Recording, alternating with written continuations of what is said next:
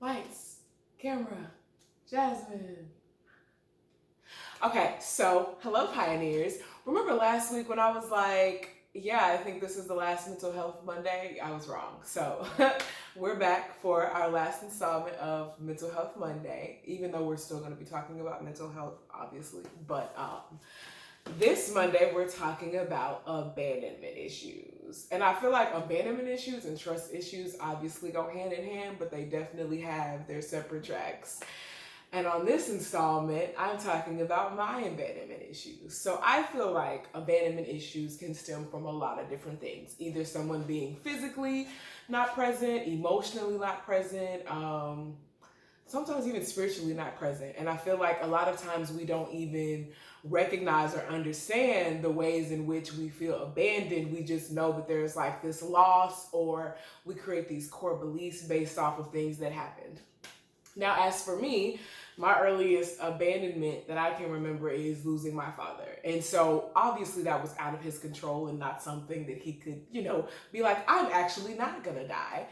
In my mind, I still felt like abandonment because at one point I had him and I had, love, support, emotional, all that good stuff, and then it was gone. And so I think it was really hard for me to adjust to that. And it did kind of feel like, wow, like you just left me out here in these streets to just manage and deal with me, and I didn't even know how to do that, and nobody else around me knew how to do that. So like, what's good? Why'd you leave me?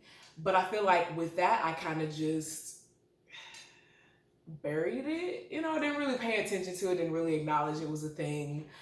And so I didn't feel like abandonment from others until I want to say middle school, because I had this group of friends that I hung out with in middle school. I had several groups of friends. I was this weirdo that I don't know, I just believed in hanging out with multiple people even from a young age. So I had like groups on groups on groups. Not that that's like bragging, sorry. But I had groups of friends. But this one group of friends, I was really like, oh, these are my girls, like girlfriends, I thought that. And I feel like once we graduated and went to high school, everybody dispersed. But then like most of them still hung out and stayed close, and I didn't. And I felt really like isolated and abandoned from them, and it kind of made me like get in that space of like, so what's so wrong with me? How come all of y'all still friends, but like I'm not still friends with y'all? And I'm like, is it something I did wrong? Like maybe I didn't call them enough or text them enough?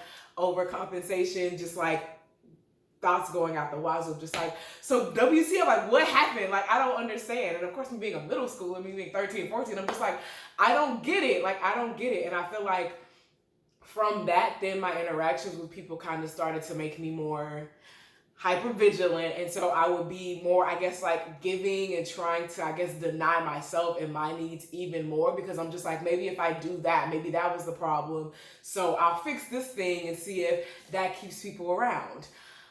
It did not, in fact, keep people around. Plot twist, in case you didn't know.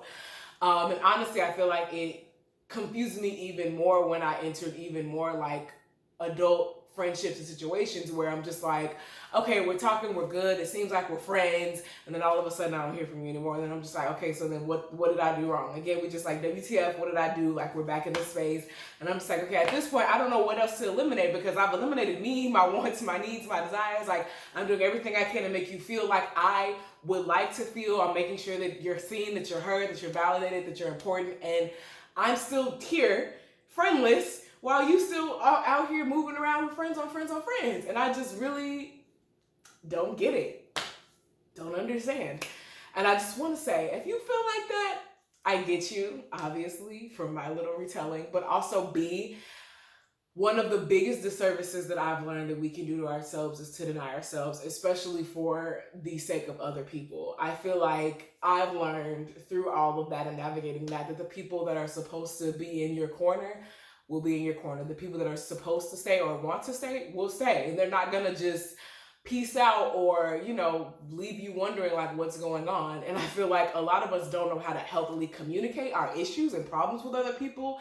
So we avoid conflict and just kind of moonwalk on way on out, like Nick Miller from New Girl, instead of actually just sitting here and being like, okay, so you did this one thing, you took my fry off my plate, and like, I know I smiled and seemed like it was okay, but really that bothered me. And since you did that, it made me think that you were selfish, and so I had to pull. It's just like, all you gotta do is just say that. But I think we're so scared of like hurting other people's feelings or not saying things the right way, or we're not scared and we just don't even want to deal with it because that's too much effort and work. And it's just like, that's cool and everything, but then this other person is over here sitting here wondering like, what did I do wrong? And if we don't have the blueprint of what did I do wrong, how are we supposed to fix it and correct it? And I think for me, it's not even like, what do I do to fix the relationship? But it's more of like, if there's a growth point here of like, yeah, Jasmine, you are a little bit selfish. You could do X, Y, and Z. Cool. Let me know so that I know what to do to like look into and try to grow as a person to be better able to not even serve you, but to serve other people. But if I don't know that, how am I supposed to know what direction I'm even supposed to go in to like help people?